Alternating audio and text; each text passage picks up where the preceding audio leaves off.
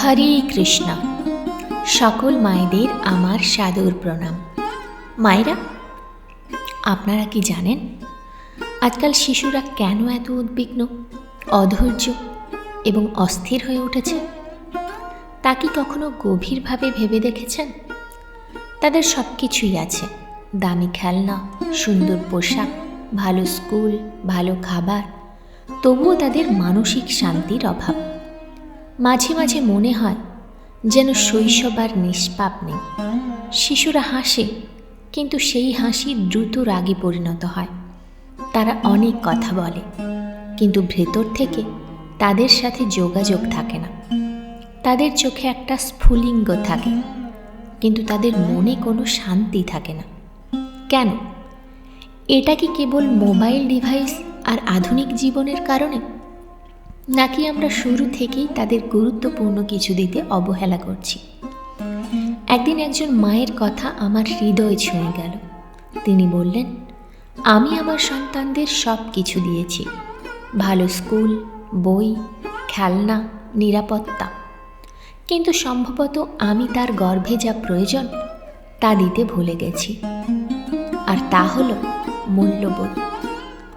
তার কথা শুনে আমার মেরুদণ্ড কেঁপে গেল, কারণ এটাই সত্য। একটি শিশুর গল্প জন্মের সময় শুরু হয় না, এটা শুরু হয় যখন তারা তাদের মায়ের গর্ভে প্রবেশ করে। কিন্তু আজকের মায়েদের এই কথা কে বলে? মানুষ কেবল বলে সময় মতো ওষুধ খাও, চেক আপ করাও, হাসপাতালে থাকার পরিকল্পনা করো, নবজাতকের জন্য কেনাকাটা করো। কিন্তু কেউ যা জিজ্ঞাসা করে না তা হলো, তুমি কি তোমার মনকে শান্ত করেছ? তুমি কি তোমার গর্ভস্থ সন্তানের সাথে কথা বলেছ? তুমি কি এমন কথা বলেছ যা তাদের জীবনকে প্রতিফলিত করতে পারে? আজ আমরা কলিযুগ নামে পরিচিত এক যুগে বাস করছি। এটি এমন একটি যুগ যেখানে গতি বেশি, কিন্তু আবেগের গভীরতা কমে গেছে। যেখানে কথোপকথনের গুঞ্জন আছে, কিন্তু মনের শান্তি হারিয়ে গেছে। যেখানে ঘরে মেশিনের গুঞ্জন শোনা যাচ্ছে, কিন্তু মায়ের ভালোবাসার মৃদু স্বর কোথাও হারিয়ে গেছে। এমন সময় যখন একজন মহিলা মা হন, তখন তার গর্ভাবস্থা আর কেবল একটি জৈবিক প্রক্রিয়া থাকে না। গর্ভ একটি আয়না হয়ে ওঠে, যা মায়ের মন, তার চিন্তাভাবনা আর তার চারপাশের পরিবেশকে সন্তানের ওপর প্রতিফলিত করে। মায়ের গর্ভ মায়ের মতোই হবে। যদি মা ভয় পোষণ করেন, তাহলে শিশু ভীত হবে। যদি মা রাগ পোষণ করেন, তাহলে শিশু অস্থির হবে। যদি একজন মায়ের মন তুলনা আর প্রতিযোগিতায় ভরা থাকে, তাহলে শিশুটি সেই জাতির অংশ হয়ে উঠবে। কিন্তু যদি একজন মায়ের হৃদয় ভালোবাসা আর বিশ্বাসে পূর্ণ থাকে, তাহলে শিশুটি একটি ঐশ্বরিক চেতনা নিয়ে জন্মগ্রহণ করবে। কারণ একজন মায়ের হৃদয় হলো সেই মাটির মতো যেখানে জীবনের বীজ বপন করা হয়, এবং বীজ যেমন বপন করা হয় তেমন গাছও বেড়ে ওঠে, আর তার নাম হলো সন্তান। অতএব যখন কেউ জিজ্ঞাসা করে যে আজকের সময়ে গর্ভ সংস্কারের প্রয়োজনীয়তা আছে কিনা, তখন উত্তর হবে হ্যাঁ।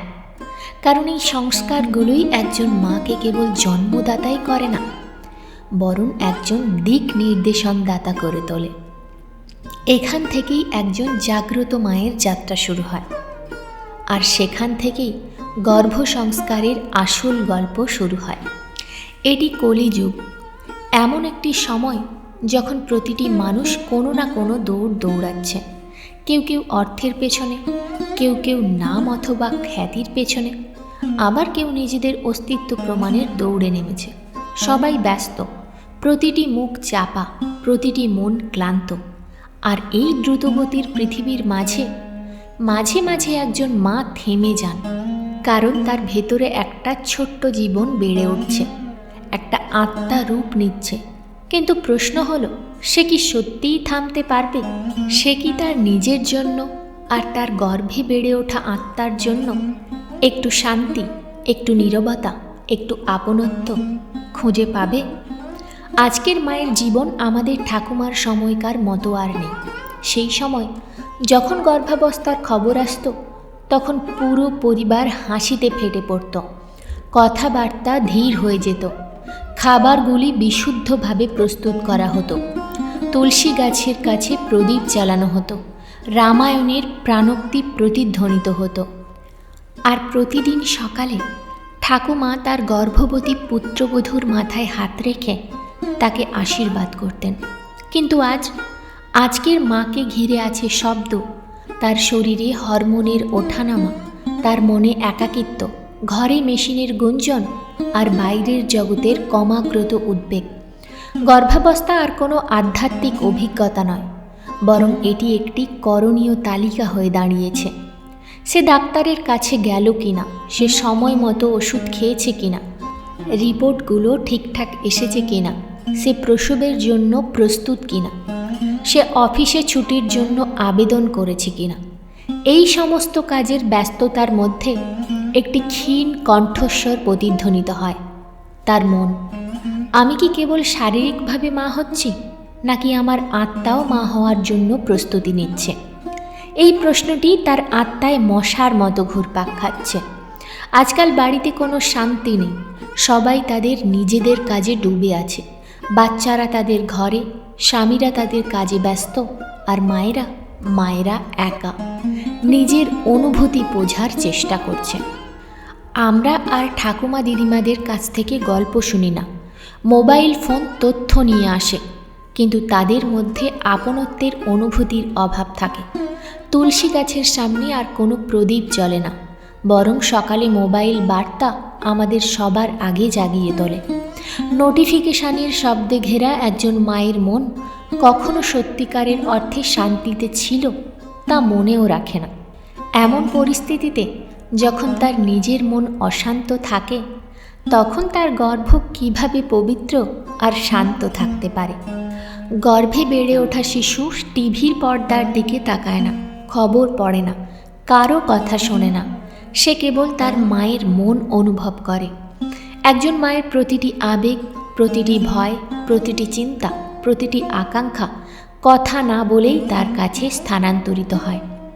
মন যদি উদ্বেগে ডুবে থাকে, তাহলে শিশু ভয় অনুভব করে, নিরাপত্তা নয়। মা যদি একা বোধ করে, তাহলে শিশুটিও পৃথিবী থেকে বিচ্ছিন্ন বোধ করে। যদি মা কেবল যন্ত্রের শব্দে ঘেরা থাকে, তাহলে শিশুটি প্রকৃতির ভাষা ভুলে যায়। আজকের পৃথিবীতে প্রচুর সম্পদ আছে, কিন্তু সংযোগ নেই। আজ খবর পাওয়া যায়, কিন্তু স্নেহপূর্ণ স্পর্শ নেই।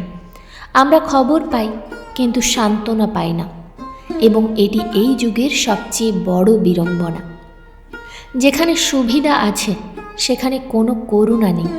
অতএব আজ মা হওয়া আগের চেয়ে অনেক গভীর আর কঠিন অভ্যাসে পরিণত হয়েছে। কেবল একটি সন্তানের জন্ম দেওয়াই এখন যথেষ্ট নয়। আপনাকে এই পৃথিবীতে এমন একটি আত্মা আনতে হবে, যা এই দ্রুত গতির পৃথিবীতেও শান্তি, স্নেহ এবং সদ্গুণের সাথে দাঁড়াতে পারে। এটি কেবল তখনই সম্ভব যখন একজন মা কেবল তার শরীর দিয়ে নয়, তার মন, বাক এবং আত্মা দিয়ে তার গর্ভকে লালন পালন করেন। এটি কলিযুগ।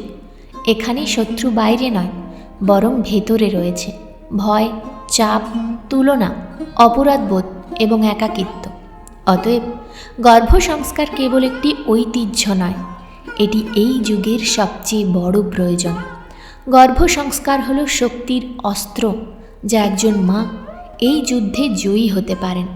এই পৃথিবীতে কেবল একটি শরীর নয়, বরং একটি উজ্জ্বল আত্মা নিয়ে আসতে পারেন, যা প্রেম এবং আলো ছড়িয়ে দেয়। তার নাম ছিল শ্রদ্ধা। একজন সরল যুবতী, পরিষ্কার পরিচ্ছন্ন ঘর, ভালো চাকরি, একজন বোধগম্য এবং প্রেমময় স্বামী, এবং এখন তার কোলে একটি নতুন জীবনের জন্ম হতে চলেছে।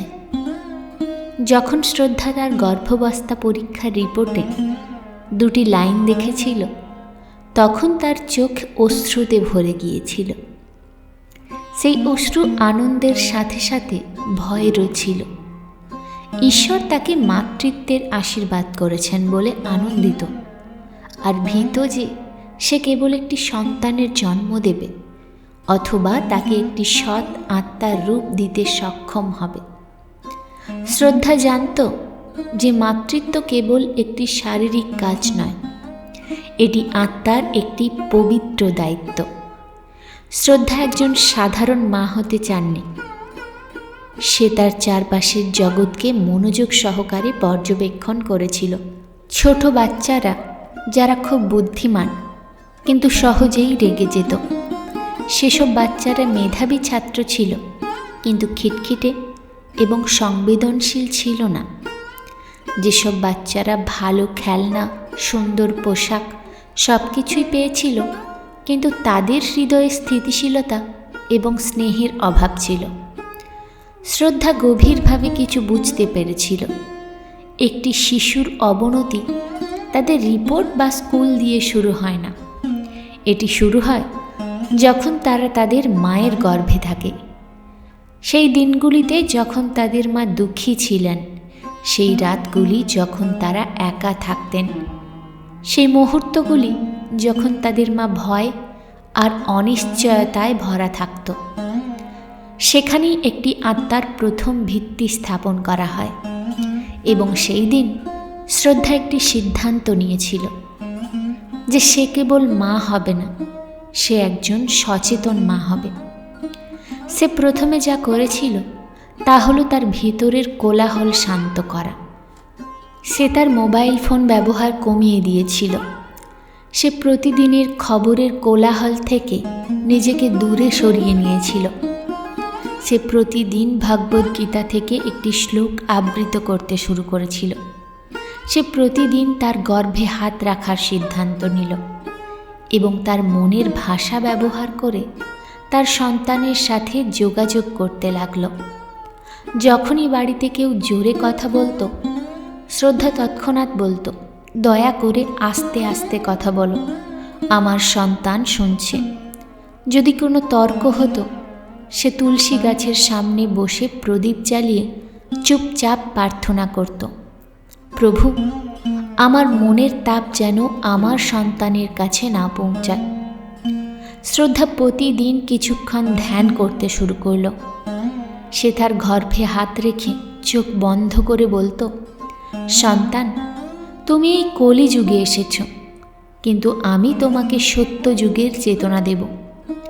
বাদ্যযন্ত্র শোনার পরিবর্তে সে তার ঠাকুমার রেকর্ড করা ঘুম পাড়ানির গান শুনতে শুরু করল। তার ঠাকুমা বলতেন যে একটি শিশু জন্মের পর শুনতে পায়, কিন্তু তার আগে তারা অনুভব করে। শ্রদ্ধার স্বামী একটু হেসে প্রথমে জিজ্ঞাসা করত, এসব করে কি পরিবর্তন হবে? শ্রদ্ধা হেসে উত্তর দিল, সন্তান বদলে যাও। ছেলে শুধু আমার সন্তান নয়, বরং পৃথিবীর একটি অংশ, যেখানে সে একদিন জন্মগ্রহণ করবে। ভালোবাসা ও বিশ্বাসের মাধ্যমে গর্ভে লালিত একজন ব্যক্তি জীবনে কেবল ভালোবাসাই ভাগ করে নেবে। 9 মাস ধরে শ্রদ্ধা ভয়ঙ্কর অথবা বিতর্কিত কিছুই দেখেনি আর শোনেনি। সে কোনো কঠোর অথবা নেতিবাচক বই পড়েনি। সে কেবল শান্তি, স্নেহ এবং প্রজ্ঞার অনুপ্রেরণামূলক দিকগুলি শুনেছে, কথা বলেছে আর অনুভব করেছে। সে রামায়ণের শ্লোকগুলি পড়েছিল, মন্ত্রের মৃদু শব্দে ধ্যান করেছিল, আর প্রতি রাতে একজন মায়ের কথা তার সন্তানদের তাদের নিজস্ব প্রাণময় ভাষায় বলেছিল। সে সংকল্প করেছিল যে তার সন্তান এই পৃথিবীতে কোনো জাতি জয়ের জন্য আসবে না, বরং সে তার সাথে অন্তরের শক্তি নিয়ে আসবে। কারণ শ্রদ্ধা জানত, যদি কলিযুগে সত্যিকারের পরিবর্তন সম্ভব হয়, তবে তা যুদ্ধের মাধ্যমে নয়, বরং মায়ের গর্ভের ভেতর থেকেই আসবে। আমরা অনেকেই গর্ভ সংস্কারকে কেবল প্রার্থনা আর মন্ত্রের সাথে জড়িত একটি ধর্মীয় আচার হিসেবে মনে করি। কিন্তু আপনি কি জানেন যে বিজ্ঞানও এখনও স্বীকার করে যে একজন গর্ভবতী মায়ের চিন্তাভাবনা, অনুভূতি আর শব্দ সরাসরি ভ্রূণকে প্রভাবিত করে। এটা নিছক কল্পনা নয়। আধুনিক বৈজ্ঞানিক পরীক্ষা নিরীক্ষার মাধ্যমে এটি প্রমাণিত হয়েছে। বিজ্ঞান বলে যে শিশুর মানসিক ও আবেগগত বিকাশ গর্ভ থেকেই শুরু হয়। যখন একটি শিশু মায়ের গর্ভে থাকে তখন তার মন, তার আবেগ এবং তার কর্মকাণ্ড সম্পূর্ণরূপে গঠিত হয়। এই সব কিছুর বীজ তখনই একজন নারীর প্রকৃতিতে বপন করা হয়।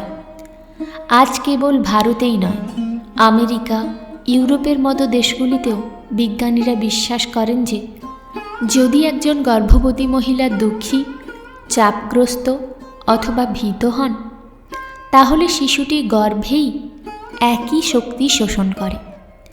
অনেক বড় বড় সংস্থা এবং গবেষণা প্রতিষ্ঠান পর্যবেক্ষণ করেছে যে যেসব শিশুর মা শান্ত, সুখী এবং গর্ভাবস্থায় নিয়মিত ধ্যান করতেন, তাদের আচরণ আরও ভারসাম্যপূর্ণ, কোমল এবং আত্মবিশ্বাসী বলে প্রমাণিত হয়েছে।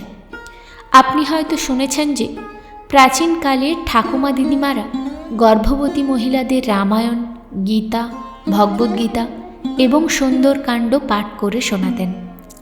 তারা প্রতিদিন সকালে এবং সন্ধ্যায় গর্ভবতী মায়েদের তুলসী গাছের সামনে একটি প্রদীপ জ্বালাতেও বলতেন।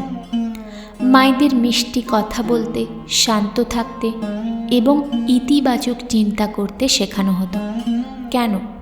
কারণ তারা জানতেন যে গর্ভে বেড়ে ওঠা শিশু কেবল তার মায়ের রক্ত পান করে না, বরং তার মায়ের প্রতিটি আবেগ, প্রতিটি চিন্তা, প্রতিটি শব্দও শোষণ করে।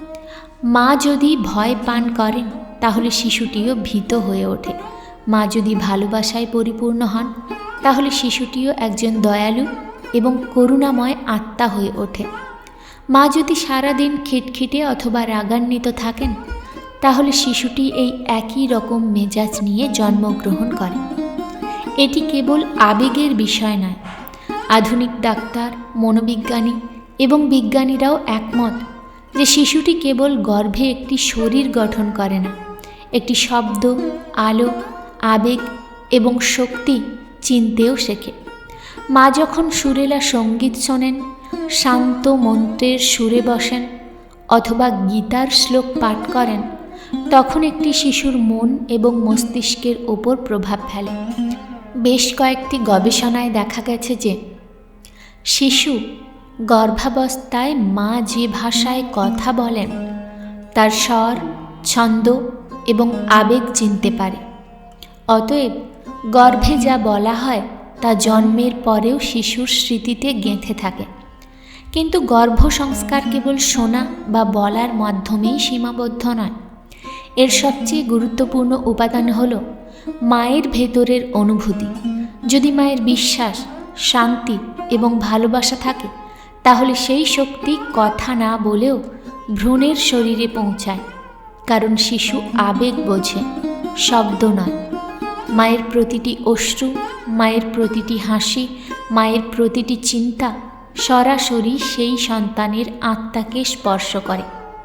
অতএব গর্ভ সংস্কার একটি উপাসনা বা আচার নয়, বরং এটি একটি জীবনধারা, যেখানে মা তার মধ্যে একটি মন্দির তৈরি করেন এবং সেই মন্দিরে পরিবেশ, অনুভূতি, শব্দ যাই হোক না কেন, সে চিন্তা রাখে, সে সন্তানকে তৈরি করে।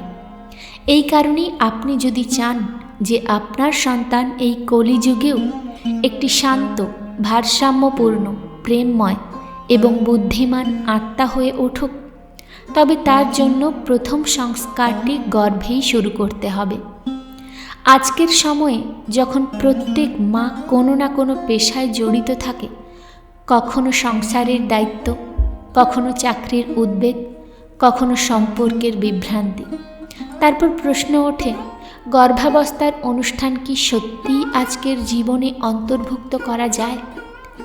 প্রতিটি মা কি তার গর্ভকে শান্তি, ভালোবাসা এবং শক্তি দিয়ে পুষ্ট করতে পারেন যখন তার নিজের থালা অসম্পূর্ণ থাকে? উত্তর হলো হ্যাঁ। গর্ভ সংস্কার কোনো কঠিন কাজ নয়। এটি দীর্ঘ প্রার্থনা, যজ্ঞ অথবা মন্ত্রের বোঝা নয়, বরং এটি জীবনের ছোট ছোট অভ্যাসের মধ্যে লুকিয়ে থাকা একটি মিষ্টি পরিবর্তন। যা যে কোনো মা যে কোনো পরিস্থিতিতে গ্রহণ করতে পারেন। আসুন আমরা শিখি কিভাবে। সকাল শুরু করুন শান্তি দিয়ে। প্রতিদিন মোবাইল দিয়ে শুরু করবেন না। 5 মিনিট চোখ বন্ধ করুন, গর্ভের ওপর হাত রাখুন আর আপনার শিশুর সাথে প্রেমের সাথে কথা বলুন। যেমন, সন্তান, আজকের দিনটি তোমার জন্য কোমলতায় পূর্ণ হোক। মা আজ খুব খুশি, যাতে তুমিও খুশিতে থাকতে পারো।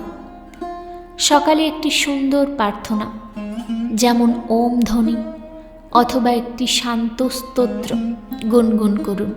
এগুলো শব্দ নয়, বরং শক্তি, যা গর্ভে পৌঁছায়। তুমি যাই খাও না কেন, ভালোবাসা দিয়ে খাও। মায়ের আবেগও সেই খাবারের মধ্যেই মিশে থাকে। অতএব তুমি যাই খাও না কেন, মনোযোগ দিয়ে এবং কৃতজ্ঞতার সাথে খাও। প্রতিটি কামড়ে ভাবো, এই খাবার আমার সন্তানকে শক্তি, মূল্যবোধ এবং জীবন দেবে। রান্না করার সময় যদি তোমার মন অস্থির থাকে, তাহলে কিছুক্ষণ বসে থাকো, তোমার নিঃশ্বাস শান্ত করো আর তারপর রান্না করো। খাবার তখনই পুষ্ট হবে যখন তা শান্তি আর ভালোবাসায় ভরে থাকবে। তোমার কথা বুদ্ধিমানের সাথে বেছে নাও। গর্ভবতী মায়েদের প্রতিটি শব্দ, প্রতিটি আবেগ, প্রতিটি হাসি আর প্রতিটি অশ্রু তার ভেতরের একটি শিশুকে বনে। ঘরে সহৃদয়ভাবে কথা বলো, তর্ক আর তিক্ততা এড়িয়ে চলো। যদি কখনো রেগে যাও, নিজেকে মনে করিয়ে দাও যে তোমার সন্তান শুনছে। প্রতিদিন তোমার অজাত শিশুকে কিছু মিষ্টি কথা বলো, যেমন, তুমি আমার জীবনের সবচেয়ে প্রিয় কবিতা, তুমি এলে আমার জীবনে আলো আসবে, আমি প্রতিদিন তোমার সাথে কথা বলতে আগ্রহী, প্রশান্তিদায়ক সঙ্গীত আর ধর্মগ্রন্থ শোনো। প্রতিদিন 15 থেকে 20 মিনিট চুপচাপ বসে ভালো সঙ্গীত শোনো, যেমন রামায়ণের শ্লোক, ভাগবত গীতা, সুন্দর কাণ্ড, শিব মন্ত্র অথবা কোনো মিষ্টি স্তোত্র, মায়ের ঘুম পাড়ানির গান। এই শব্দগুলো শিশুর মনকে নরম, স্থিতিশীল এবং বিকশিত করার ক্ষমতা রাখে। ঘরের পরিবেশ পরিবর্তন করো। একজন মা তার ভেতরে যে আবেগ অনুভব করে, তা তার সন্তানের প্রথম পৃথিবী হয়ে ওঠে। ঘর পরিষ্কার রাখুন, তুলসী গাছের কাছে একটি প্রদীপ জ্বালাও, সন্ধ্যায় থালা বাজিয়ে আরতি করো। এগুলি সবই পুরনো দিনের মতো মনে হতে পারে, কিন্তু এটাই শক্তির প্রবাহ যা গর্ভকে বিকশিত করে। একটু ধ্যান, একটু নীরবতা, দিনে অন্তত 10 মিনিট একা বসে থাকুন, চোখ বন্ধ করুন, আপনার নিঃশ্বাসের ওপর মনোযোগ দিন, গর্ভের ওপর আপনার হাত রাখুন এবং গভীর ভালোবাসা অনুভব করুন। এই নীরবতা হলো সেই সেতু যার মধ্য দিয়ে মন এবং শিশু শব্দ ছাড়াই সংযোগ স্থাপন করে। রাতে মায়ের কথা বলো। ঘুমানোর আগে প্রতিদিন তোমার সন্তানের সাথে কিছু শেয়ার করো। একটি গল্প, একটি অভিজ্ঞতা অথবা একটি অনুভূতি, যেমন, সন্তান, আজ তোমার মা একটু ক্লান্ত ছিল, কিন্তু তোমার চিন্তায় তাকে সাহস দিয়েছে। আগামীকাল আমি তোমাকে নতুন শক্তি দিয়ে স্বাগত জানাবো। প্রতি রাতের কথোপকথন সন্তানের হৃদয়ে একটি মিষ্টি ছায়া ফেলে। ডাক্তারের কথা শুনুন, কিন্তু আত্মার কথাও শুনুন। আজকের চিকিৎসা অপরিহার্য, কিন্তু শুধুমাত্র পরীক্ষার রিপোর্ট আর ঔষধই পূর্ণাঙ্গ আত্মা তৈরি করতে পারে না।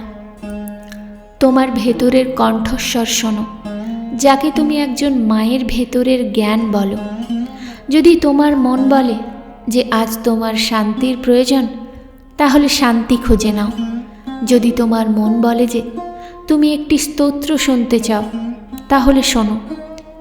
একজন মায়ের মন, তার গর্ভ এবং তার ভেতরে লালিত আত্মা একসাথে একটি জীবন তৈরি করে। গর্ভ সংস্কার কোনো বোঝা নয়, এটি জীবনের একটি উপায়। এটি এমন আদর্শ সেতু যা মা এবং সন্তানকে শব্দ, আবেগ এবং শক্তির মাধ্যমে অটুট ভালোবাসায় আবদ্ধ করে। আজকের সময়ে যদি তুমি এই ছোট্ট ছোট্ট কাজগুলিও করো, তাহলে তুমি কেবল একটি সন্তানের জন্ম দেবে না, বরং সংস্কৃতির একটি যুগও গঠন করবে। প্রতিটি মা একটি মহাবিশ্ব, তার ভেতরে এমন শক্তি ধারণ করে যা কেবল জীবন দেয় না, বরং দিক নির্দেশনাও দেয়। কিন্তু এই কলিযুগে, যেখানে সর্বত্র কোলাহল, হুড়োহুড়ি এবং তুলনা, শান্তি, স্থিতিশীলতা এবং আধ্যাত্মিক সংযোগ বজায় রাখা একজন মায়ের কাছে সবচেয়ে বড় চ্যালেঞ্জ হয়ে দাঁড়িয়েছে। মা হওয়া এখন আর কেবল একটি জৈবিক কার্য নয়, এটি একটি সম্পূর্ণ আধ্যাত্মিক অনুশীলন। আজ যখন একজন মহিলা গর্ভবতী হন, তখন তার কেবল ঔষধের প্রয়োজন হয় না, তার প্রয়োজন একটু শান্তি, একটু আপেক্ষিকতা, একটু বোঝাপড়া এবং সর্বোপরি আভ্যন্তরীণ ক্ষমতায়নের অনুভূতি। আজকের মা যদি বুঝতে পারেন যে তার গর্ভে গড়ে ওঠা আত্মা তার প্রতিটি চিন্তা, প্রতিটি অনুভূতি, প্রতিটি শব্দ শোষণ করছে, তাহলে তিনি তার কথা বলার, চিন্তা করার এবং জীবনযাপনের ধরন পরিবর্তন করতে শুরু করবেন। প্রতিদিন সকালে তিনি ভাববেন, আমি কি ভাবছি। প্রতি রাতে ঘুমোতে যাওয়ার আগে তিনি তার গর্ভে হাত রাখবেন আর বলবেন, সন্তান, আজকের দিনটি মা তোমার প্রতি ভালোবাসা নিয়ে কাটিয়েছে, আর আগামীকাল আরও ভালো হবে। এই ছোট্ট ছোট্ট পদক্ষেপ, ছোট্ট ছোট্ট সিদ্ধান্তগুলি একজন মাকে ক্ষমতায়িত করে এবং একটি সন্তানকে লালন পালন করে। একজন মায়ের জন্য নিজেকে দোষ না দেওয়াই গুরুত্বপূর্ণ। আজকের মায়ের জন্য এটা বোঝাও গুরুত্বপূর্ণ যে গর্ভধারণ পূর্ণতার জন্য দৌড় নয়। প্রতিটি দিন ভালো নয়, কখনো কখনো হৃদয় ভেঙে যায়, শরীরে ক্লান্ত আসে, সম্পর্ক জটিল হয়ে ওঠে।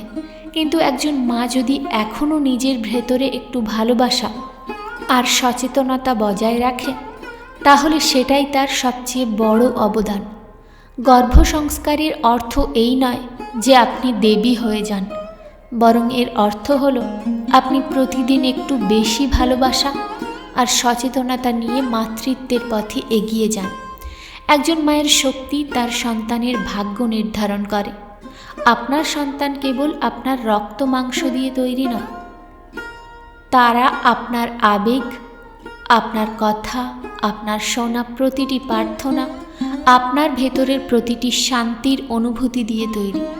অতএব যদি একজন মা নিজের ভেতরে ধৈর্য ধরে রাখেন, তাহলে তার সন্তান জীবনের কঠিন সময়েও ভারসাম্য খুঁজে পায়।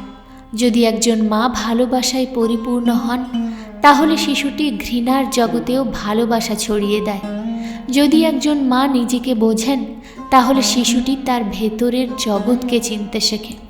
পরিশেষে যদি আমরা এই যুগে গর্ভসংস্কার পুনরুজ্জীবিত করতে পারি, তাহলে আমরা কেবল ভালো সন্তানই নয়, বরং আরও ভালো প্রজন্মের জন্ম দেব। এমন একটি প্রজন্ম যারা কেবল বুদ্ধিমানই নয়, সংবেদনশীল, কেবল তীক্ষ্ণ নয়, গভীর চিন্তা ভাবনাও করবে, কেবল সফল নয়, বরং সত্যিকারের মানবতায় পরিপূর্ণ। ওহে শোনো মায়েরা, যদি এই কথাগুলো তোমার হৃদয় ছুঁয়ে যায়, যদি এগুলো তোমার নিজের গল্পের সাথে কোনোভাবে প্রতিধ্বনিত হয়, তাহলে জেনে রেখো যে তুমি একা নও। প্রতিটি সচেতন মায়ের ভেতরেই একটি প্রশ্ন জাগে, একটি আলোড়ন, তার সন্তানদের এই পৃথিবীতে সবচেয়ে সুন্দর, সবচেয়ে সংস্কৃতিবান রূপে আনার আকাঙ্ক্ষা জাগে। তোমার প্রচেষ্টা তোমার সর্বশ্রেষ্ঠ উপাসনা। আজ তুমি যা শুনছ তা কেবল জ্ঞান নয়, এটি সেই বীজ যা তুমি তোমার গর্ভে, তোমার ঘরে আর এই সমগ্র যুগে বপন করতে পারো। তাই যদি তুমি মনে করো যে হ্যাঁ, আমি কেবল একজন মা নই, একজন দিক নির্দেশন দাতা, একজন মূল্যবোধ দাতা মা হতে চাই, তাহলে দয়া করে নিচে কমেন্ট বক্সে লিখুন, আমি একজন সচেতন মা, যাতে আমরা সবাই একসাথে এই সুন্দর যাত্রার সাক্ষী হতে পারি। নিচের কমেন্ট বক্সে আপনার আন্তরিক অনুভূতি, আপনার অভিজ্ঞতা অথবা কেবল একটি প্রেমময় নমস্কার শেয়ার করুন। হয়তো আপনার একটা লাইন থেকে অন্য কোনো মা সাহস পাবে। হরে কৃষ্ণা।